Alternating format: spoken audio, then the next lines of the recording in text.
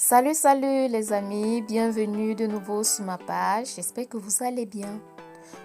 Parlons un peu de la journée du 25 octobre 2022, où le président de la Russie, Vladimir Poutine, a rencontré le président de la République de Guinée-Bissau, Umaro Sissoko Embalo.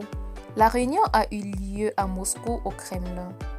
À l'ordre du jour, le développement des relations entre la Russie et la Bissau, les questions régionales et internationales d'actualité, l'interaction entre la Fédération de Russie et la CEDEAO, notamment les préparatifs du deuxième sommet Russie-Afrique prévu en juillet 2023. Il s'agit de la première rencontre entre les deux dirigeants en près d'un demi-siècle de relations diplomatiques. Rappelons que les relations diplomatiques entre l'URSS et la République Guinée-Bissau ont été établies le 6 octobre 1973. L'Union soviétique a apporté une contribution importante au processus de décolonisation des pays africains dans la seconde moitié du XXe siècle. L'URSS a soutenu les jeunes États africains tant au niveau diplomatique que dans la formation de personnel qualifié et les projets d'établissement d'économie nationale. Les relations entre la Russie et Guinée-Bissau sont traditionnellement amicales, caractérisées par le dialogue et confiance et un ensemble mis sur le développement complet de projets de coopération dans les domaines divers. En 2019, une délégation de Guinée-Bissau a participé au Forum économique Russie-Afrique au Sochi, au cours duquel plusieurs accords importants ont été conclus.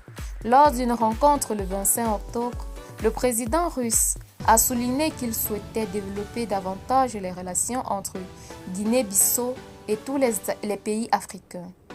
Le chef de l'État russe a ensuite salué le taux de croissance des échanges commerciaux entre Moscou et les pays d'Afrique de l'Ouest.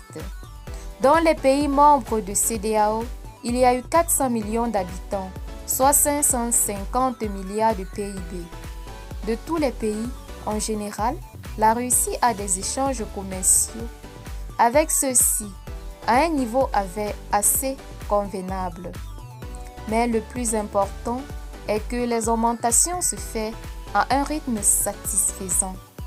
Nous espérons qu'une contribution significative sera apportée durant votre présidence au développement des relations avec votre pays, avec les membres de l'organisation et avec tout le continent africain. Il a remarqué. Après la partie officielle, la communication s'est poursuivie par un petit déjeuner de travail. Là, les deux dirigeants ont eu le temps de discuter de la piraterie maritime, de la fourniture de navires et l'hélicoptère. Les questions relatives à l'éducation ont également été abordées. Le président Poutine a proposé d'augmenter le quota pour les étudiants